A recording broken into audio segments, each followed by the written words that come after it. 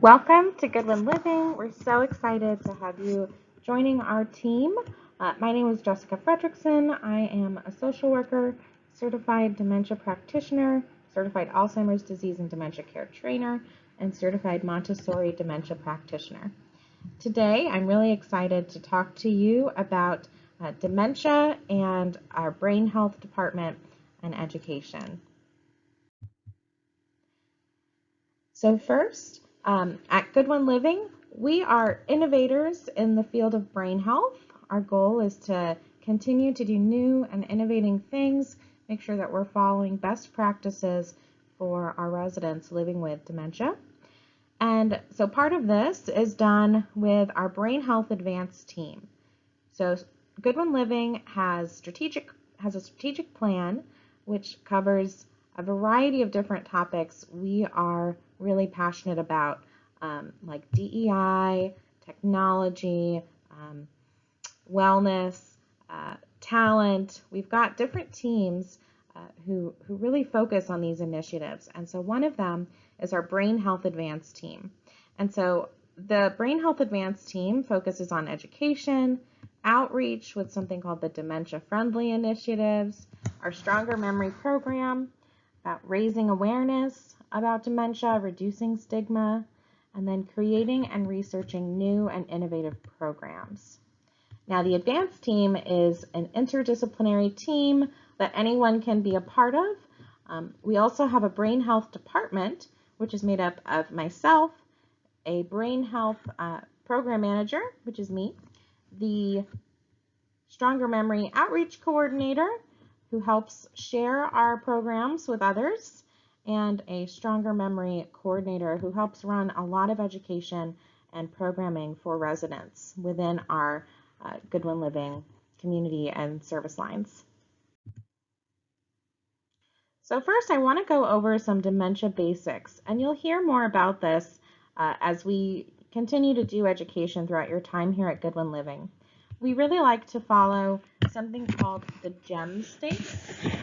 So the GEM states are a way of looking at different stages of brain change, including dementia, but also could be when we're tired, when our brains aren't functioning quite as well. We can go into some of these different GEM states as well. A lot of the times when we look at dementia and rating scales, it focuses on what is not there, what abilities are lost, what's being challenged. And we like to use the GEM states here at Goodwin Living because it really focuses on what is still there, what abilities are there, what can we do to change our approach and help make sure that we are really doing the best we can for our residents and members. So the first GEM state is Sapphire, so true blue, and this is your optimal cognition, healthy brain. Hopefully we are all in Sapphire when we are caring for residents. And when we're Sapphires, it means we are true to self, your personal preferences remain basically the same.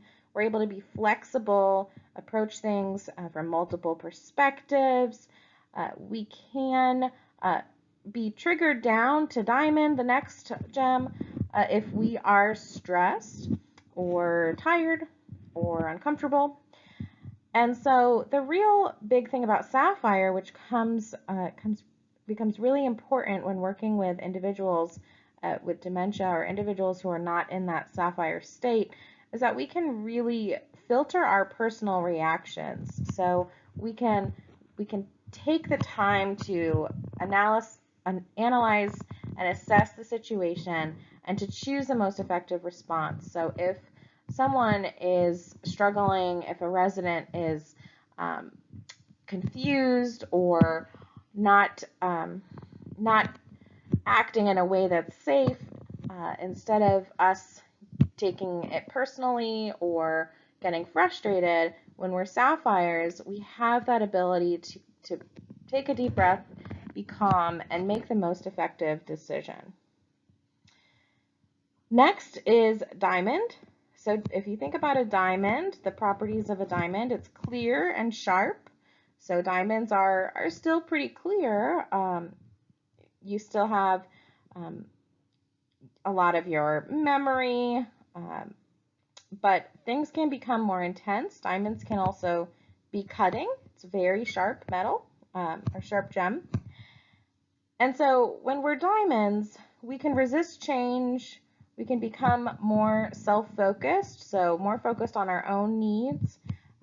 We can have bigger kind of moods when we are stressed or uncomfortable. And one of the things to note about diamonds is that even when we are going about our day to day, we could switch between sapphire and diamond.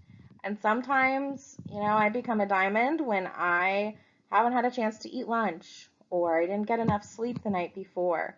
And so if you notice yourself becoming a diamond during the workday, see if you can take a few minutes, grab something to eat, have a drink of water, take a few minutes to just sit somewhere quiet and relax for a moment and try to come back to that sapphire state.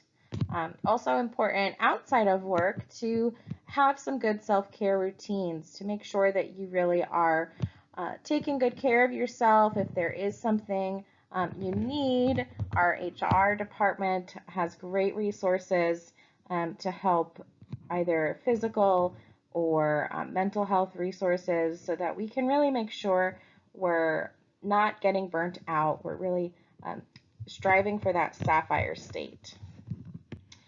The next gem is emerald. So emerald is green. So think of that as on the go and with a purpose. So in emerald, they have limited awareness of changes in ability. We see things clearly some of the time, but at others we might have some trouble with perspective. We might have some judgment or reasoning challenges. Sometimes we can have vague words, can repeat sentences, repeat questions a lot. And so this is where cueing and support is really helpful. So they still are on the go and want to be active, but for daily routines, for getting places, some additional cueing can help. And it's important to note awareness of time, place, and situation will not always match. And so we'll talk about this a little bit more later, but we like to embrace their reality. We like to, embrace what they are currently, what time and place they currently are in. They will have strong emotional reactions to things triggered by fears or unmet needs.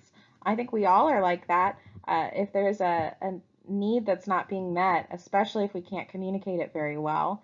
And so in emerald, very on the go, very active, so they need purposeful connection and activity, but also need to know kind of what comes next, need to have a sense of routine. And we can do that when we're sapphires. We can help provide that extra cueing, that reassurance, and provide some ways that they can engage in their environment with others, so that they are filling their day and meeting that need to have purpose and kind of be moving. The next gem states, so amber. If you think about amber and the way it's formed, it's from tree sap getting, falling down off the tree and getting something stuck and crystallizing. So we think about amber as being caught in a moment of time. And so they are really, really needing some caution. They need to not be rushed. They're very focused on sensation, so seeking to satisfy what is comfortable, what is desired, and avoiding what's disliked. So really, this is where sensory stimulation, the environment, can drive a lot of actions and reactions. So sometimes if a resident is too cold, that could be causing them to be kind of wandering and on the go, or really uncomfortable or upset if they're hungry. They might be walking around looking for something. And so it's really important for us to kind of look at what we know about the individual and how we can help meet those needs. They might not have safety awareness. They might not have a sense of personal boundaries while attempting to meet their own needs. And so we really want to ensure that we're giving them those options. We're playing dementia detectives to try and meet those needs. Sometimes this is where care will be refused, and that is important to note. It's not because the person is trying to be difficult or trying to, be rude if they refuse and tell you to get away or go away. But it's important to realize when our ambers are caught in that moment of time, they might not see the situation the way that we do. You might be coming in to help them take a shower or help them get dressed, and in their mind, they are much younger and they don't remember who you are, and they don't want that assistance. It feels like a violation of privacy. And so being able to kind of redirect, to leave and come back, and to really not push an amber when they're in that distressed moment can help us adapt and match their perspective so that we can have successful care, successful interactions later. The next gem is ruby. Think about rubies, deep and strong in color. Ruby is the later stage of dementia and brain change. And so sometimes we stop seeing what's possible when someone is in this ruby stage. So it's important to look at our residents, our members, look at people who are rubies and really see that there's a lot of potential, a lot of action that can be taken, a lot of connection that can be made. And you'll see on this slide talks about the use of rhythm. So singing, humming, swaying, rocking, clapping. Sometimes if you need a task accomplished, you can sing, you can tap, do a rhythm to engage the person and engage them in something that they're able to still connect with and do, and that can help you work as a team to get the task accomplished. It's important to note with rubies that often when they are in motion, it's very hard to stop. When they are stopped, it's hard to get moving. And so this is where they really need our guidance and our help. So if you think about it, maybe someone you know who has had more moderate advanced dementia, or someone you've worked with, if they're on the move and walking around, it can be really hard to get them to stop and sit down for dinner. And sometimes this is because they may not understand where the chair is, and it's because processing wise their brain is very much on the go in that moment, and they may take them a while to understand what's happening, the change in activity. And on the other side of things, when sitting, when still, it can be really challenging to get up and get moving. They might need a lot of assistance. They might need some help being prompted to put your arms on the armrests, push up and stand.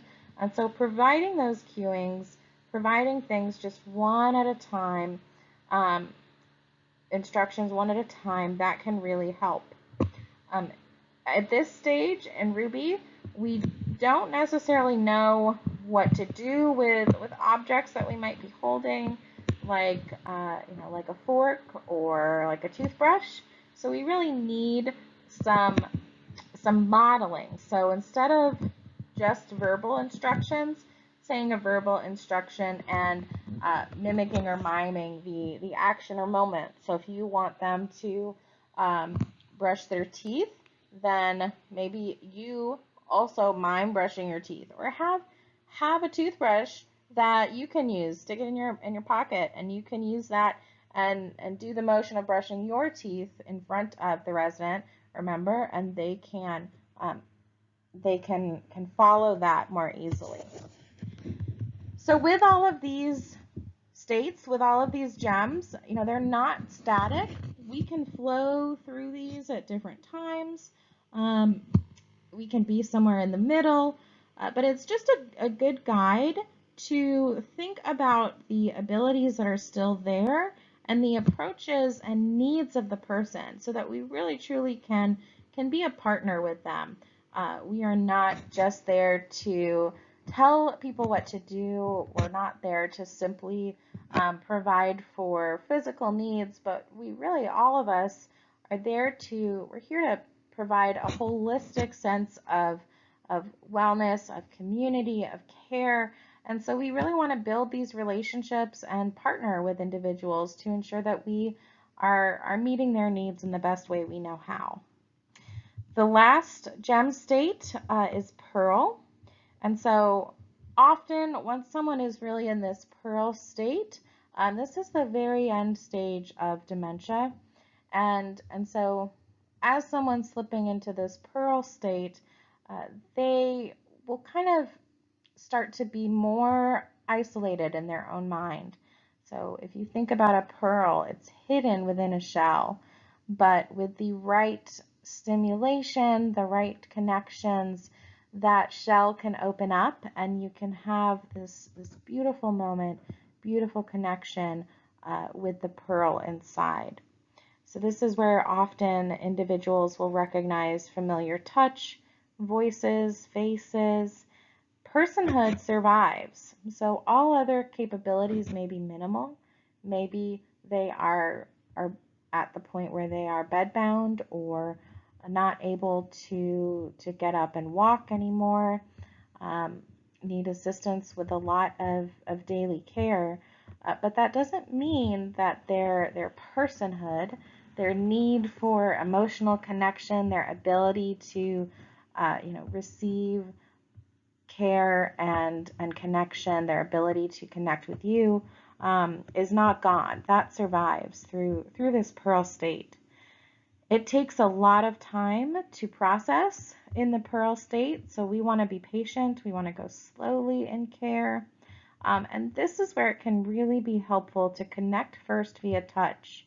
So to connect with a hand on the shoulder before providing care, or even just to hold a hand to provide that comfort. Some of the protective reflexes will start to be lost, like breathing, swallowing, movement. And what we really want to focus on in Pearl is that the resident isn't, the individual isn't giving up, but they're slowly starting to let go. This is the final stage of dementia, and there can be some really beautiful connections here. It's important to realize in all stages of dementia, just because the short-term memory might be gone of what happened, whether it's listening to their favorite songs, whether it's a hug or a shoulder rub, something that really brings comfort. That feeling of comfort, of happiness, of fun, whatever it may be, that feeling lasts longer than the memory with that person. So it's very, very important to remember that at all gem stages, especially Pearl, we can still provide that care, provide that emotional support, and be able to really create those moments of joy and moments of connection.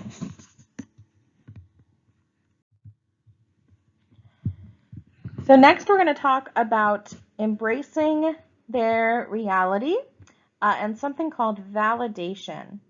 So a while ago, until recently, maybe the last few decades, we used to think that we should try to reorient people with dementia and try to convince them of what year it is, what the truth is, the truth according to us. And Sometimes that would involve, really bringing up painful memories for the resident, a lot of arguing, a lot of frustration.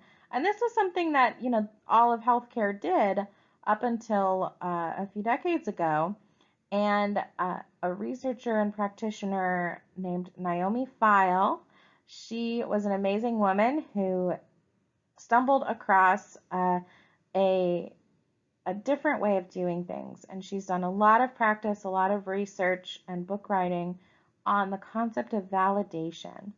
So instead of arguing with a resident, and instead of lying to the resident and saying something that's not true, saying something that's really, really jarring or really kind of a fib, we want to validate their experience. If someone is saying, I want to go home, I need to get home, we can ask, why are you looking to get home? We can think maybe they need connection, maybe they're scared.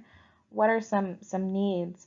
And we can validate their feelings and say, I'm sorry, I hear that you're frustrated. I'm sorry goes a long way, even if it's not something that's our fault. Letting them know that we have that empathy, that care, validating emotions, whether it's sad or happy, can really go a long way. What we resist persists. So that means what we avoid, what we try not to talk about, that emotion, that feeling will just resist. And so even in dementia, if there is a sad memory that someone is dealing with, if we try to resist that memory, try to ignore it, or tell those fibs, it just persists, and that distress will persist. So instead of trying to resist or redirect, if there is a sad emotion, we can really validate. I hear you. Say something like, I'm so sorry that happened to you, or wow, it really sounds like this is frustrating, and validate that emotion. And then at some point, yes, you move on and can try to say, wow, that's really tough. Do you want a glass of water? Do you want, your favorite snack? We can redirect them, but we don't want to lie. We want to validate that response. And so the way that we talk about this at Goodwin Living, there is a great training that all of our care partners go through if you're working with individuals living with dementia. And it is called Dementia by Day, and it really looks at some practical ways we can best communicate and engage with people with dementia. And so the idea here is embracing the reality of the person with dementia. So in this particular example, our reality might be that the individual's 85, her parents died years ago, and she's been retired for decades at the age of 67. Her reality is that she's only 38. Her parents live nearby, so maybe she'll ask about them, want to call them, and she's in the prime of her career. So let's choose her reality. If she comes to us and says, oh my gosh, I need to call my parents, I haven't heard from them in a while. Maybe see, oh, do you want to write them a note? Do you want to give them a call and talk to them? Leave them a voicemail. You can dial someone else's office number, let them know what you're doing, but you could do that. You could just pick up the phone and send it to your own voicemail box and say, here, do you want to leave them a message? You can embrace their reality, give them those opportunities for connection, and not lie and say, oh, they're right here, or they're on a trip. But we can embrace that reality and not have to bring up that harsh emotion of, oh, your parents are dead. They've been dead for a while. Because ultimately, if she believes she's 38 and that her parents are nearby, if we tell her, no, that's not the case, she's not going to believe us. She's going to think we're crazy. And then she's probably going to be more distressed because she's worried about her parents. So embracing their reality, really joining with them, is a great tool. Next, I want to talk about our Stronger Memory program. So Stronger Memory by Goodwin Living is a program designed by our CEO, Rob Liebrick.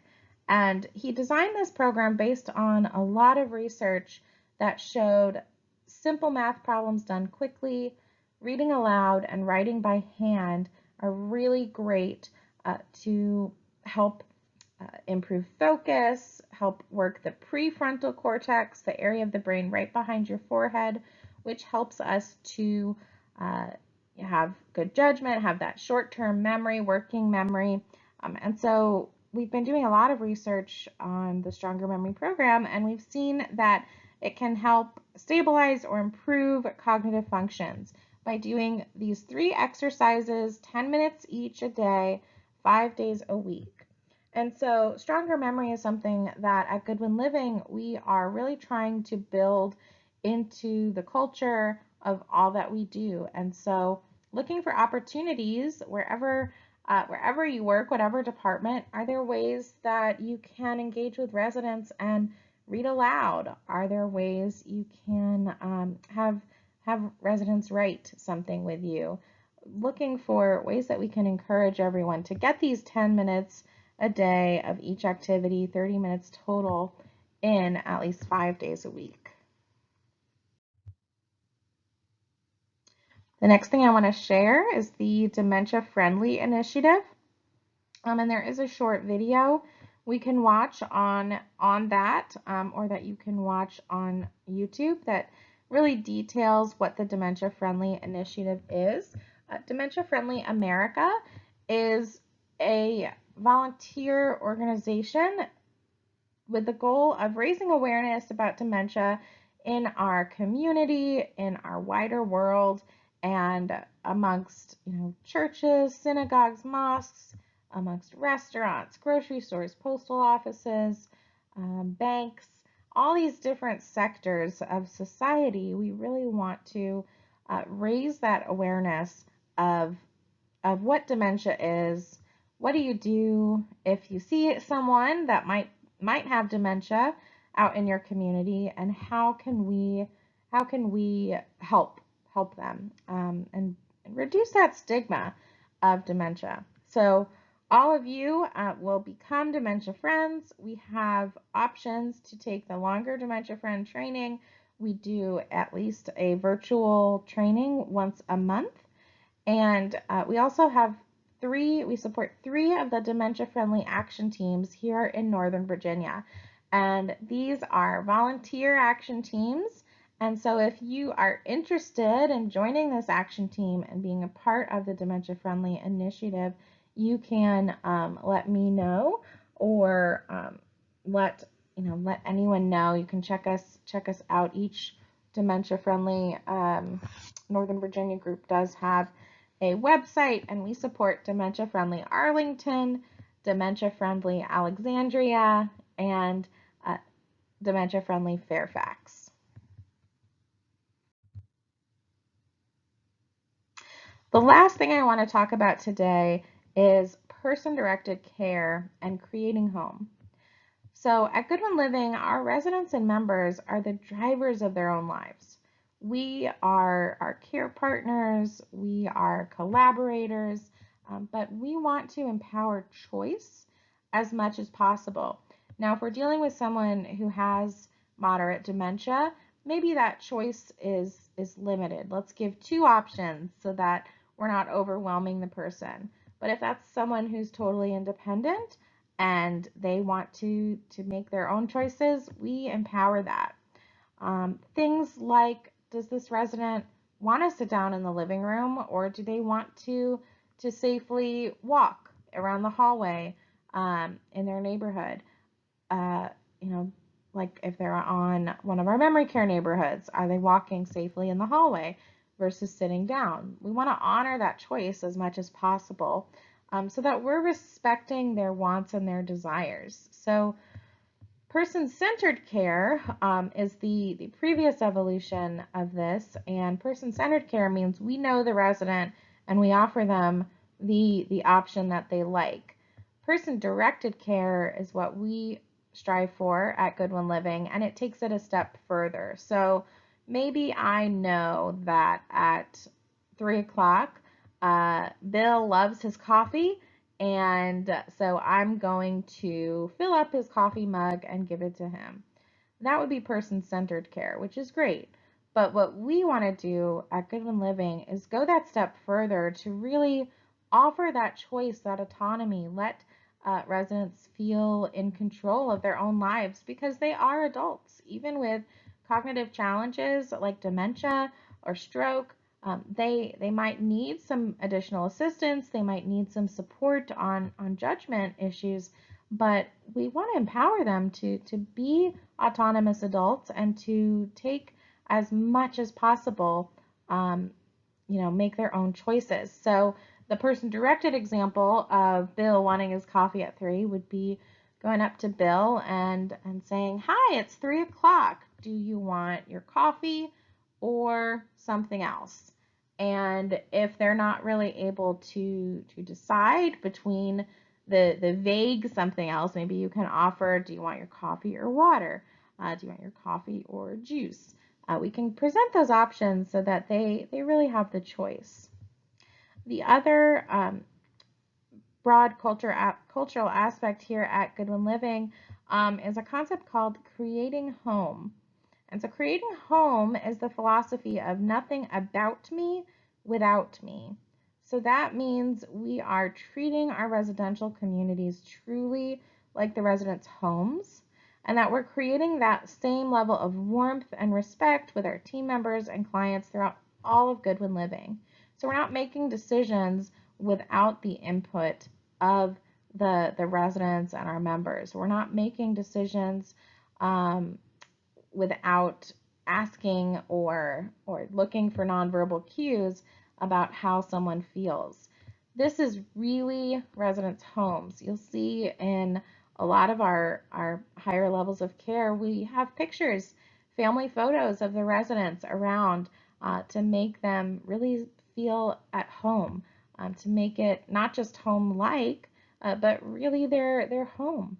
And so that's what creating home is all about, and really including the residents in the design of what it looks like in their home, in their common areas, and also those personal touches like artwork they create or photos of family that they want to have put up.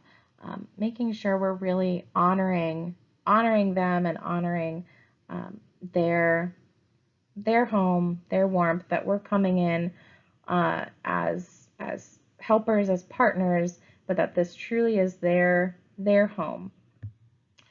That is all I have today for brain health and dementia education. This is just a really brief overview of a lot of our main key concepts that we talk about. If you're a care partner, you will see me around a lot, go through more regular training, and if you're in other departments, we probably will do some additional training as well. But if you have any questions at all, my team and I are here to answer them. We are here to be a resource for you if there is a situation with a resident or something that you're not sure about in relation to brain health or dementia. You can reach out to me at jfredericksen@goodwinliving.org, or if you want to reach the whole team, or you have a question about stronger memory, or even if you just want to reach the whole team about something related to dementia, you can email strongermemory@goodwinliving.org. Thank you so much, and again, welcome to the Goodwin Living team.